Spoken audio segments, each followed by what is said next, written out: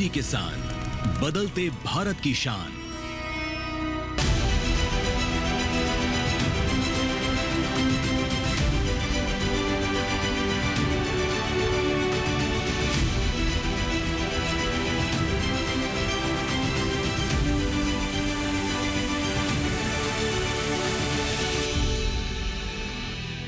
नमस्कार, दूरदर्शन किसान में आपका स्वागत है। मैं हूं सुरेश मनचंदा और आप देख रहे हैं अपना कमोडिटी एक्सपर्ट। अपना कमोडिटी एक्सपर्ट में इस बार हम चर्चा करेंगे दालों की। हमारे साथ जय कुमार रावल साहब मौजूद हैं। आप कैबिनेट मिनिस्टर हैं for marketing and protocol Maharashtra. आपका स्वागत है रावल साहब। साथ ही प्रवीण डोंगरे साहब हमारे साथ में हैं। आप चेयरमैन हैं India pulses and grains association के। आपका स्वागत है डोंगरे साहब। मेरा पहला सवाल सीधा यही, क्योंकि किसान जो है वो डायरेक्ट जुड़ा हुआ है आपकी मंडी के साथ में, उसको आप किस नज़र से देख रहे हैं अगले 5 साल में? इंफ्रास्ट्रक्चर एक बहुत बड़ा चैलेंज है, क्योंकि कोल्ड स्टोरेजेस, आपका वेयर हाउसिंग, ये एक बड़ी समस्या है किसान को अपना पोस्ट हार्वेस्ट रखने के लिए, स्टोर करने के लिए। उसको तुरंत मंडी के अंदर में ला करके अपना क्रॉप बेचना ही पड़ता है, चाहे उसको जो भी भाव मिले, क्योंकि उसके पास व्यवस्था नहीं है। इस पे आपकी मिनिस्ट्री और आप क्या काम कर रहे हैं? महाराष्ट्र सरकार ने एशियन डेवलपमेंट बैंक के माध्यम से 1100 करोड़ रुपए का एक राशि तैयार की। उस राशि के माध्यम से प्रोसेसिंग, ग्रेडिंग, पैकिंग, उनके लिए हम लोग किसान के खेत पे ही वो अगर व्यवस्था खड़ी करने चाहे तो उसको करीब 35% की सब्सिडी हम लोग उसमें देते हैं। और इस प्रकार का उसको हमने मैग्नेट प्रकल्प उसको कहा है, और उसमें 1100 करोड़ रुपए हमने ऑलरेडी खर्च कर दिए। अब मैग्नेट 2 हम लोग लाने जा रहे हैं, उसमें 2000 करोड़ रुपए की राशि के माध्यम से ये सब चीज़ें करने वाले। दूसरी तरफ हमने जो उपज मंडियाँ है, वो मंडियों को ताकत देने की ज़रूरत है, उसमें उनके साइजेस बढ़ाना है। पहले तो हमारे माननीय मुख्यमंत्री महोदय ने हमें अभी 100 दिन के कार्यक्रम में, पहले 100 दिन के कार्यक्रम में हर तहसील की अपनी एक मंडी, हर तहसील एक मंडी, इस प्रकार का प्रोग्राम हमने शुरू किया है। और उसके माध्यम से हम लोग गवर्नमेंट ज़मीन भी ढूंढ रहे, और कुछ व्यवस्था के माध्यम से ज़मीन लेके हर तहसील को खुद की एक मंडी होगी। जो मंडियाँ है, जो हम लोग का लिलाव ओटा होता है, वहाँ पे जो शेड्स होते हैं, उनकी व्यवस्था करने के लिए हम लोग उनको 4% या 5% पे कम ब्याज पे कर्जा हम लोग मार्केट कमेटी को देते। हमारा मार्केटिंग बोर्ड, उसके लिए हम लोग करोड़ों रुपए की राशि हम लोग उनको लोन देते हैं, और लोन के माध्यम से मार्केट की इंफ्रास्ट्रक्चर को मजबूत करें। उसमें इंटरनल रोड्स हो, लाइटिंग हो, पीने की पानी की व्यवस्था हो, गोडाउन्स हो, ये सभी के लिए हम लोग देते। इतना ही नहीं तो फार्मर प्रोड्यूसर कंपनी है और उनके पास ज़मीन है, तो हम लोग का वेयर हाउसिंग कॉरपोरेशन खुद के पैसे से वहाँ पे पूरा गोडाउन बना देता है। एक पीपीपी मॉडल हमने किया है कि किसानों की संस्था है, उनके पास ज़मीन है, और हमारी वेयर हाउसिंग कॉरपोरेशन उसमें 5000 टन तक का एक गोडाउन खड़ा करती है। उनके साथ 10 से 15 साल का एक करार होता है, वो उसका यूसेज करती है हम लोग का जो संस्था है, और उसके बाद वो संस्था को वो पूरा गोडाउन उनके लिए मिल जाएगा। इस प्रकार की भी एक योजना हमने की है। कहीं हम लोग इन्वेस्टमेंट भी करते हैं कि जहाँ किसान वो खुद बनाना चाहता है, उसमें हम लोग उनको सब्सिडी गोडाउन बनाने के लिए देते। एक कोल्ड चेन की व्यवस्था हम लोग खड़े करने की कोशिश करें, जो छोटे छोटे सोलार पे चलने वाले कोल्ड स्टोरेज आज मार्केट में आए हुए। और अगर वो कोई किसान अपने खुद का खड़ा करना चाहता है, तो उसको सब्सिडी देने का काम, उसको मदद करने का काम महाराष्ट्र सरकार के माध्यम से हो रहा है। ऐसी कई सारी योजनाओं पे महाराष्ट्र सरकार काम कर रही, जिसके माध्यम से किसानों को पोस्ट हार्वेस्टिंग की ताकत ये बन सके। प्रवीण जी, मेरा आपसे सवाल है, इस समय पर ओवरऑल पल्सेस का और ग्रेन्स का आप सिनेरियो क्या देख रहे हैं? 2025 कैसा जाने वाला? जैसे जनरेशन आते हैं, वैसे फैमिलियाँ स्प्लिट होती जाती है और फार्म साइज छोटे होते जाते हैं। जितने छोटे फार्म साइज उतने यील्ड कम हो जाते हैं। दूसरा, हम देख रहे हैं महाराष्ट्र में कि हमारे फार्मर की एजिंग पॉपुलेशन होने लगी है, यानी जो यूथ है वो अब फार्म पे रहना नहीं चाहती है। और इसका एक कारण है कि इकोनॉमिक वायबिलिटी और income generation from a small farm अभी डिफिकल्ट होते जा रहा है। तो यूथ को अपने फार्म्स पर रखना ये बहुत ज़रूरी स्टेप लेना चाहिए। और इनको रखने के लिए फार्म इनकम बढ़ाना चाहिए। और फार्म इनकम बढ़ाने के लिए जैसे साहब ने कहा कि एक तो कॉर्पोरेट फार्मिंग इधर अलाउ हो रहा है, इनके कई महाराष्ट्र में स्कीम आ रहे हैं वेयरहाउसिंग के। बहुत ही एक मुद्दे की बात जो जयकुमार साहब ने कही कि ये फार्मर अपना माल इमीडिएटली बेचने के लिए कंपलसरी नहीं हो सकता है, वो ऑटोमेटिक प्राइस डिस्कवरी प्रोसेस के लिए रुक सकता है कि वो माल मंडी में आके अगर उसको भाव पसंद नहीं आया तो वो वेयरहाउस में रख के 70% फाइनेंसिंग लेके फिर जैसे बाजार बढ़ते हैं वो अपने हिसाब से माल बेच सकता है। तो एक ये बहुत ही इम्पोर्टेंट और ये बहुत ही की फैक्टर है कि फार्मर को सेलिंग कंपल्शन कभी भी नहीं होना चाहिए। उनको ऑप्शन होना चाहिए कि आज हम मंडी में माल लेके आए, मेरा माल एक ठीक तरह से रहेगा, ठीक तरह से इसको देख जाएगा और जब हम चाहे तभी ये बेचा जाएगा। मुझे वो मंडी में जाके कंपल्शन नहीं कि उसी दिन का भाव मुझे मिल जाना चाहिए। तीसरी बात, एक फार्मर है, उसके खेत में 3 वैरायटी क्वालिटी की वही माल आएगा। अगर चना आता है तो उसमें 3 वैरायटी की आ सकता है। तो प्राइस अगर उनको बेस्ट वैल्यू चाहिए तो वो सेग्रीगेट होना चाहिए कि अच्छा क्वालिटी का चना, एवरेज क्वालिटी का चना और लोअर क्वालिटी का चना, और उस हिसाब से स्टोरेज करना चाहिए ताकि उनको अच्छे क्वालिटी के चने का भाव प्रीमियम मिल जाए। और जो मिनिस्टर साहब ने कहा कि वो मंडी लेवल पे अभी प्रोसेसिंग ला रहे हैं, क्लीनिंग ला रहे फैसिलिटी, ग्रेडिंग फैसिलिटी ला रहे, तो ये बहुत ही बड़ा रिफॉर्म होगा, बहुत ही बड़ा चेंज होगा और इससे फार्मर का अल्टीमेट रियलाइजेशन जो होगा वो काफी बढ़ जाएगा। इसमें सबसे बड़ा जो इम्पोर्टेंट रोल प्ले होता है डोगरा साहब, वो होता है प्राइसिंग। चूंकि डिमांड एंड सप्लाई के ऊपर पे चलती है पूरी बाजार। जब डिमांड एंड सप्लाई पर चलती है, अगर हम चने का ही उदाहरण लें तो पिछला साल जो है चने के ट्रेडर्स के लिए, फार्मर्स के लिए ठीक था, लेकिन सडनली प्राइजेस जो हैं वो वापस से डाउन आ गए। तकरीबन 2,500-3 हज़ार रुपये पर क्विंटल का डाउनफॉल आया। हालांकि 4 साल के बाद ये मोमेंटम देखने को मिला, एक तेज़ी आई। 4 साल तक चने के अंदर में कोई मोमेंटम नहीं था, लेकिन सडनली फिर प्राइजेस डाउन हो गए। ये जो अनसर्टेनिटी है, इसको टैकल करने के लिए क्या होना चाहिए? तो इसी विजिबिलिटी ऑफ मार्केट्स बहुत ही ज़रूरी है और फोरकास्टिंग ऑफ प्राइसेस भी बहुत ज़रूरी है। अब ये सारे इतने आसानी से नहीं हो सकते हैं, पर महाराष्ट्र स्टेट में आप देखोगे कि कहीं वेबसाइट्स अभी आ गए हैं, कहीं स्पॉट ट्रेडिंग प्लेटफॉर्म्स आ गए हैं जहां के आप प्राइस देख सकते हो।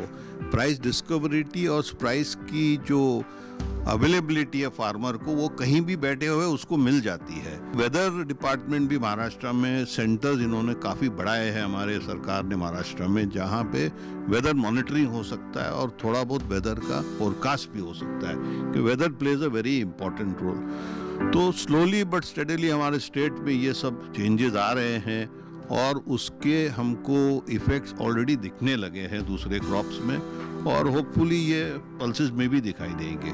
तो फ्यूचर लुक्स क्वाइट ब्राइट। जय जी, इसमें मैं एक चीज़ और ऐड करना चाहूँगा, farmer, industry and the government, ये जो कोलैबोरेशन है, इस कोलैबोरेशन को अच्छे से सिंक करने पे के दृष्टिकोण से आप क्या देख रहे हैं? दूसरा, यूथ की जो प्रॉब्लम डोंगरे साहब ने उठाई कि यूथ एग्रीकल्चर के अंदर जाना नहीं चाहता, क्योंकि उसको ये लगता है कि एक तो पूरा दिन खेत के अंदर में आप मेहनत करो और उसके बाद प्राइस जो है वो मंडी के अंदर में आपको पूरा मिलेगा नहीं मिलेगा, ये एक बड़ा इशू यहाँ पर निकल करके आता है। युवाओं को इसकी तरफ, खेती की तरफ आकर्षित करना एक बहुत बड़ा चैलेंज पूरे देश में। इसीलिए फार्म रिफॉर्म्स पिछले बार लाए थे, उनको विरोध हुआ, लेकिन मैं बताना चाहूँगा कि फार्म रिफॉर्म्स को जो देश में विरोध हुआ, हमारी जो पिछली जो आगाड़ी सरकार थी उन्होंने फार्म रिफॉर्म्स लाए थे। जो केंद्र में विरोध कर रहे हैं जी, उन्होंने कई साल पहले ये रिफॉर्म्स महाराष्ट्र में लाए और वो महाराष्ट्र में लागू हो गए जी, ठीक है। महाराष्ट्र में फार्म रिफॉर्म्स हो गए जी, जो दिल्ली में उन्होंने आंदोलन खड़ा किया जी। और इसीलिए हम लोग कॉर्पोरेट फार्मिंग हो, प्राइवेट मार्केट से, प्राइवेट मार्केट को भी हमने बहुत बड़ा स्कोप दिया है और इसीलिए प्राइवेट मार्केट को जो हमने स्कोप दिया, करीब 300 प्राइवेट मार्केट, सब प्राइवेट मंडियाँ ये हमारे वहाँ आई है। ठीक है, उसमें कोई अच्छी है, कुछ चीज़ें के और डेवलप होना ज़रूरी है, लेकिन हमको अगर कुछ काम करना है तो मुझे लगता है कि ईल्ड के क्षेत्र में रहने वाली ज़मीन और उसमें आने वाला फसल, उसमें जो यील्ड है, मुझे लगता है कि जो अपने देश में यील्ड है वो दुनिया के हिसाब से बहुत कम है और हमको उसकी ताकत बढ़ानी पड़ेगी। अगर यील्ड जागतिक स्तर तक हो जाए तो बहुत बड़े पैमाने पे हमको उसका फ़ायदा हो पाएगा और जो उपभोक्ता है उसको भी फ़ायदा होगा, किसान है उसको भी फ़ायदा होगा और सारी जो ये सब्सिडी वाला विषय ये भी काफ़ी हद तक ख़त्म होएगा।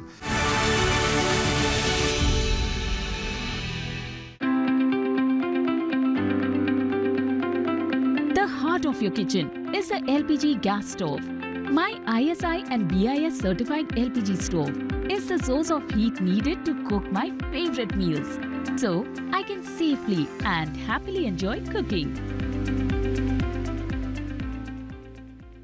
प्रधानमंत्री फसल बीमा योजना प्राकृतिक आपदा की स्थिति में बीमा द्वारा किसानों को आर्थिक सुरक्षा देने की ओर एक कदम।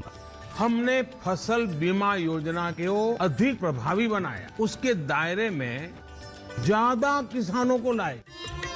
बढ़ता है विश्वास जब मिलती है सहूलियत। मेरी पॉलिसी मेरे हाथ। बढ़ता है विश्वास जब अपनी भाषा में मिलती है जानकारी। माझी पॉलिसी माझ्या हाती। बढ़ता है विश्वास जब पहुंचती है आपकी फसल बीमा पॉलिसी आप तक। मारी पॉलिसी मारे हाथ। बढ़ता है विश्वास जब पॉलिसी की एक एक बात समझाते हैं द्वार पर आकर। जन पॉलिसी जन कैयल। मेरी पॉलिसी मेरे हाथ अभियान के तहत बीमा कंपनियां पहुंचा रही हैं आपकी फसल बीमा पॉलिसी आपके द्वार। अपनी फसल बीमा पॉलिसी और जानकारी लेने जरूर आएं। फसल बीमा से संबंधित जानकारी के लिए हेल्पलाइन नंबर 14447 पर कॉल करें। फसल बीमा कराओ, सुरक्षा कवच पाओ। Money saved is money earned. I'm now happy that I could save money every month because of my PNG stove, as it cuts down on 20 to 25% of fuel usage. My PNG stove is also 100% safe with the ISI mark. Moreover, PNG as a fuel burns completely, making it a more environment-friendly fuel. So, use PNG and save money like me.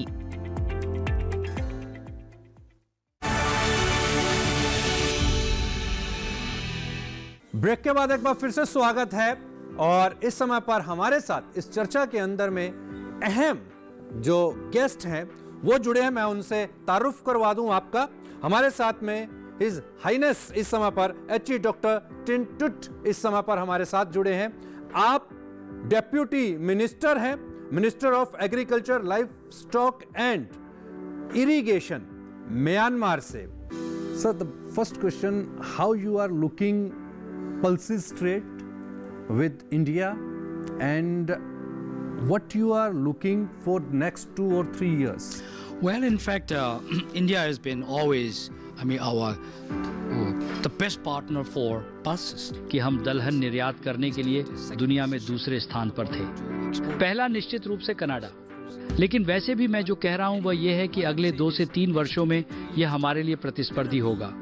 यही मैं गुणवत्ता के लिहाज से, कीमत के लिहाज से प्रतिस्पर्धात्मक रूप से समझता हूँ। इसलिए मैंने खुद को समर्पित कर दिया।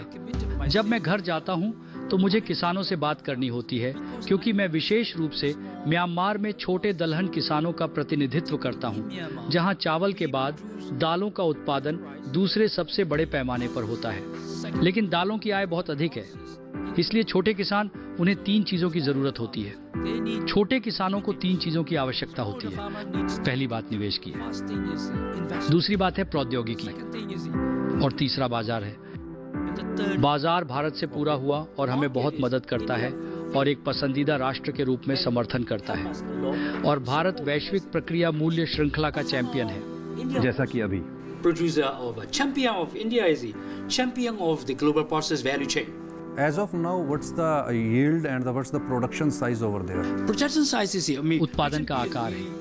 मेरा मतलब है कि हम पीजीपी का उपयोग अंतर्वर्ती फसल के रूप में करते हैं, न कि एकमात्र फसल के रूप में। यदि हम अपनी मिट्टी की फसल अरहर उगाते हैं तो हम 30 टोकरी या 40 टोकरी से अधिक तक पहुंच सकते हैं। मेरा मतलब है कुछ ऐसा। लेकिन हम इसे उगाते नहीं हैं।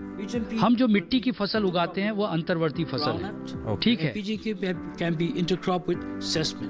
Okay. Something like that. So in Myanmar, we are now introducing circular economy because PGP left a lot of store. Okay. Even then, फिर भी कुछ some of शोधकर्ता, the researchers, some कुछ of the वैज्ञानिक पीजीपी स्टॉक के लिए अच्छे उत्पादन के बारे में सोच रहे हैं, लेकिन इसे अभी तक संभव नहीं बना पाए make हैं। it happen here. लेकिन वैसे भी भविष्य में परिपत्र अर्थव्यवस्था को पार्सलों में एकीकृत किया जाएगा। इसके अलावा मुख्य पार्सल उगाने वाले क्षेत्र चावल उगाने वाले क्षेत्र हैं। चावल के बाद हम मूंग की दाल उगाते हैं, लेकिन चना केवल शुष्क भूमि क्षेत्र में केंद्रित है। अर्ध शुष्क क्षेत्र गेहूं, चना चावल, गेहूं, चावल, चना या अकेला चना प्रति चना कुछ ऐसा। Dry area. Wheat, chickpea, rice, chickpea, or chickpea alone, fallow chickpea, something like that. एक छोटे से ब्रेक का समय हो गया है। ब्रेक के तुरंत बाद लौटेंगे। वॉल्यूम्स की हम बात करेंगे, कितना ट्रेड म्यांमार एक्सपेक्ट कर रहा है भारत के साथ में।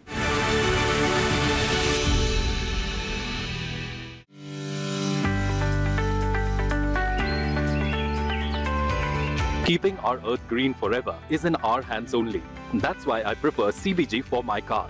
CBG is compressed biogas made from waste materials. It is a highly efficient renewable resource that has reduced carbon emission rates. Less carbon emission means lesser harmful impact on the planet. Use CBG. It is cleaner, greener and safer. दीदी नौकरी लग गई। अरे वाह, बधाई हो। तो अब तो ढेर सारी शॉपिंग। हाँ दी, नया मोबाइल। अरे रुको शहजादे, सैलरी से पहले खर्चे। इंस्टेंट लोन भी तो मिलता है। पहले बजट बनाना सीखो, फिर खर्च करो। पर दी, देखो, कमाई का एक हिस्सा हमेशा बचाना चाहिए, लेकिन पार्टी देने से नहीं बचोगे तुम। हाँ दी, पार्टी मेरी, बजट तुम्हारा। अच्छा। RBI कहता है, सही वित्तीय बर्ताव करे आपका बचाव। नमस्ते, मेरा नाम रवि है। बहुत सालों से मैं अपना CNG ऑटो चलाता हूँ और इससे मिलने वाले माइलेज से मैं खुश हूँ। नमस्ते, मैं राजेश हूँ। मैंने कुछ महीने पहले कंप्रेस्ड नेचुरल गैस पर स्विच किया है। CNG कम कीमत पर अधिक फायदा देती है और ये आसानी से उपलब्ध है। CNG एक प्रदूषण रहित ईंधन है। इसकी उच्च इग्निशन तापमान के लिए धन्यवाद। आज ही CNG अपनाएं।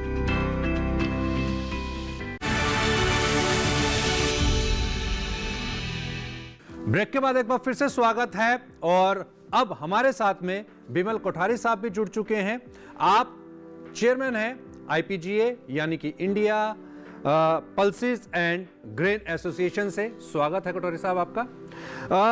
हमारे साथ में म्यांमार के डेप्यूटी मिनिस्टर एग्रीकल्चर मिनिस्टर हमारे साथ में इस समय पर वो भी मौजूद हैं। हम इनसे ये जानेंगे कि आने वाले 2-3 साल के अंदर में वो ट्रेड को किस नज़र से देख रहे हैं और जो वॉल्यूम्स हैं जो इस समय पर म्यांमार भारत को एक्सपोर्ट कर रहा है पल्सेस, उसका वॉल्यूम कहां पर देखते हैं। लेकिन उससे पहले मैं बिमल कोठारी जी के पास में जाऊंगा।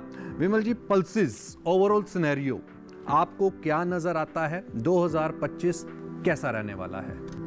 देखिए, 2021-22 में हमारा रिकॉर्ड उत्पादन हुआ था 27 मिलियन टन, जो 27 मिलियन टन से घट के ये 24 मिलियन टन हो गया और ये मेनली वेदर इश्यूज की वजह से हुआ है। इस साल पिछली साल मानसून अच्छा था। अभी तक प्रोडक्शन के आंकड़े नहीं आए हैं, लेकिन हमारा ऐसा मानना है कि इस बार प्रोडक्शन अच्छा होना चाहिए। रबी की हार्वेस्ट होगी अभी। ऐसा अनुमान है कि चने का और लेंटिल्स का अच्छा उत्पादन होना चाहिए। येलो पीज हमारे यहाँ प्रोडक्शन इस समय होता है, लेकिन उसकी थोड़ी कमी होगी क्योंकि हमारे यहाँ सस्ता इंपोर्ट जो काफ़ी आ रहा है येलो पीज का, उससे किसानों ने इस बार उस पर ज़्यादा ध्यान नहीं दिया है। और तो मैं समझता हूँ इस बार प्रोडक्शन कुछ बढ़ेगा, लेकिन हमारे पास चैलेंज भी है कि हमारी जो रिक्वायरमेंट है वो बढ़ती जा रही है। वेदर इश्यूज की वजह से हमारा प्रोडक्शन कम होता है, लेकिन हमारे कंजम्पशन तो नहीं कम होता है। तो कंजम्पशन तो बढ़ते जा रहा है और हमारा ऐसा मानना है कि bye 2030 India will require at least 40 million tons of pulses. Yeah, so it's a big number. There is an opportunity, there is a challenge. Myanmar के एग्रीकल्चर मिनिस्टर इस समय पर हमारे साथ में ही हैं। तो इंपोर्ट्स और एक्सपोर्ट्स की अगर हम बात करें तो अभी 1.5 मिलियन टन के आसपास का यहाँ से म्यांमार से इंपोर्ट हो रहा है। आगे आने वाले समय के अंदर में क्या एक्सपेक्टेशंस म्यांमार से आपको हैं? देखिए, म्यांमार से हम मेनली जो है तुअर और उड़द इसका हमारा इंपोर्ट होता है। पहले हम मूंग बीन्स भी इंपोर्ट करते थे, लेकिन हमारे यहाँ मूंग बीन्स पे अब जो है हमारी रिक्वायरमेंट नहीं है, क्योंकि हमारे यहाँ जो उत्पादन हो रहा है जो हमारी रिक्वायरमेंट को मीट कर रहा है, तो सरकार ने मूंग बीन्स के इंपोर्ट को रिस्ट्रिक्ट कर दिया है। तो अभी हमारे यहाँ दो ये जो मुख्य क्रॉप्स हैं वो हम म्यांमार से मंगाते हैं। तो हमारी जो इंडिया के अलावा म्यांमार ही जो एक देश है जो उड़द प्रोड्यूस करता है। और अभी ब्राज़ील ने शुरू किया है, जो इस साल शायद मैं समझता हूँ वहाँ से भी 1.5 लाख टन माल आ सकता है। और लेकिन म्यांमार हमारा ओल्डेस्ट पार्टनर है, तो हमारा जो इंपोर्ट है, जो हमारी रिक्वायरमेंट है, डिमांड एंड सप्लाई में जो गैप है वो हम म्यांमार से लाते रहेंगे। म्यांमार का एक हमें और फ़ायदा है कि म्यांमार हमारे बहुत नज़दीक है, एक पड़ोसी देश है, तो वहाँ से जो शिपमेंट भी है वो भी काफ़ी जल्द पहुँच जाता है। अगर हम ब्राज़ील से मंगाएं तो हमसे 1.5 से 2 महीना लगेगा, जबकि म्यांमार से मंगाएंगे तो 7 दिन में हमारे यहाँ प्रोडक्ट आ सकता है। और हमारा अच्छा इनसे अनुभव रहा है, हमारे ट्रेड का अच्छा रिलेशन है, बाइलेटरल रिलेशंस भी अच्छे रहे हैं। तो मैं समझता हूँ कि म्यांमार में अगर दूसरी दालें भी उत्पादन की जाए, जैसा मैंने मंत्री जी को कल अवगत कराया था कि आपके यहाँ चना जो है, अगर आप चिकपीज, देसी चिकपीज अगर आप उसका उत्पादन करें तो हमारे यहाँ भी इस साल हमने ऑस्ट्रेलिया से लगभग 12-13 लाख टन ऑलरेडी इंपोर्ट कर लिया है, और हो सकता है 2-3 लाख टन और इंपोर्ट हो, तो 15 लाख टन का इंपोर्ट होगा। तो अगर म्यांमार आए तो म्यांमार को एक फ़ायदा है कि जो हमारे जो एग्रीमेंट्स हैं उसमें इनके पे ड्यूटी स्ट्रक्चर नहीं है, तो अगर सरकार दालों पे ड्यूटी भी लगाएं तो इनके यहाँ से जो दालें आएगी उस पर ड्यूटी नहीं है, तो ये म्यांमार को बहुत बड़ा फ़ायदा है।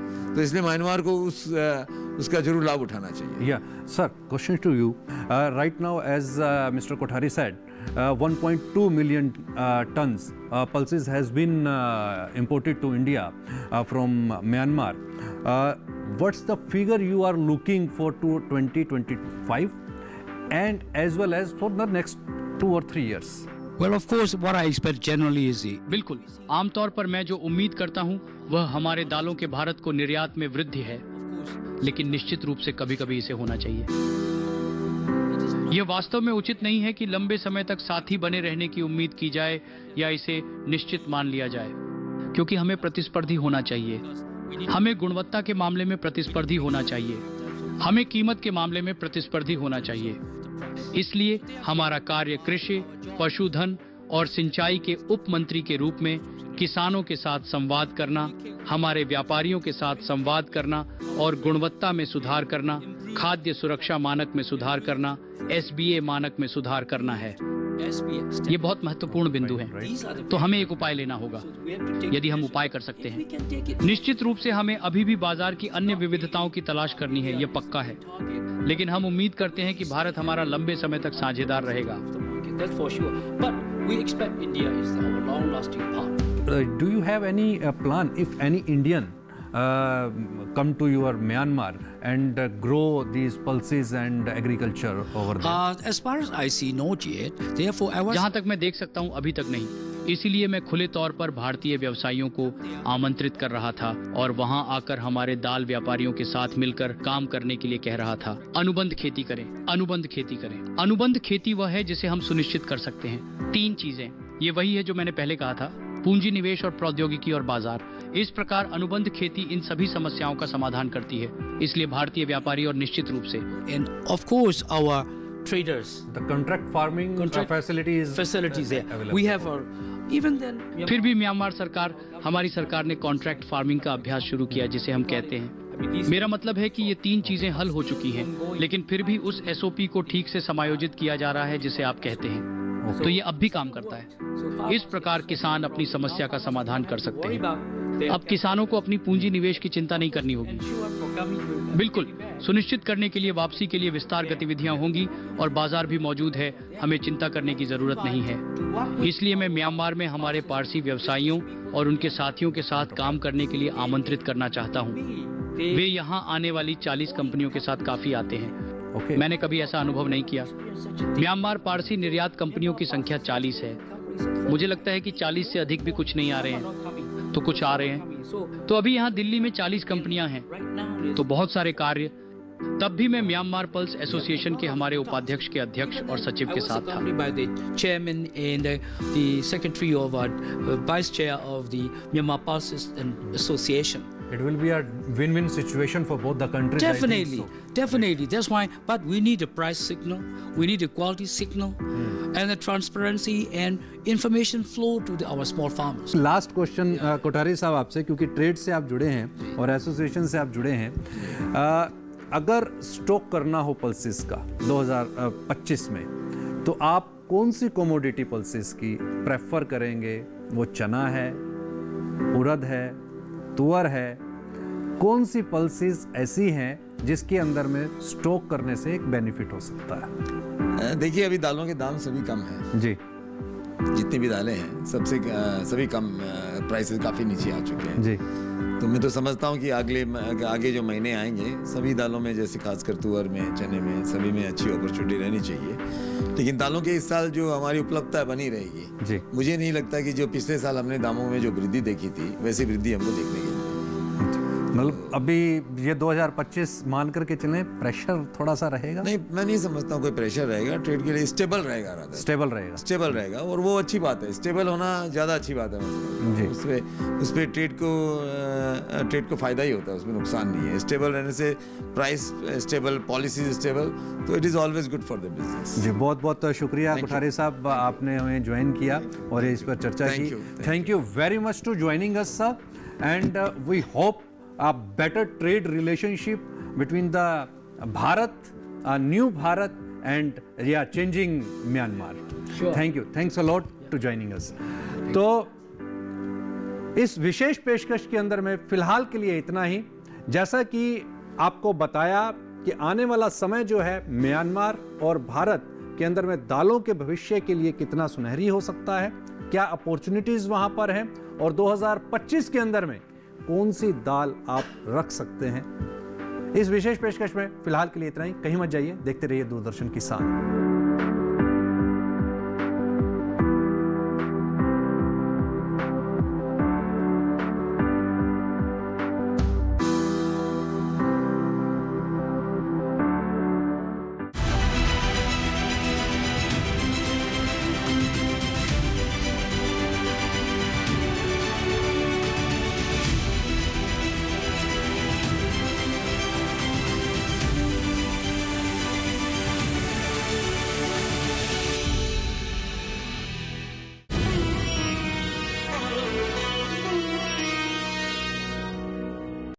नमस्कार किसान भाइयों और बहनों,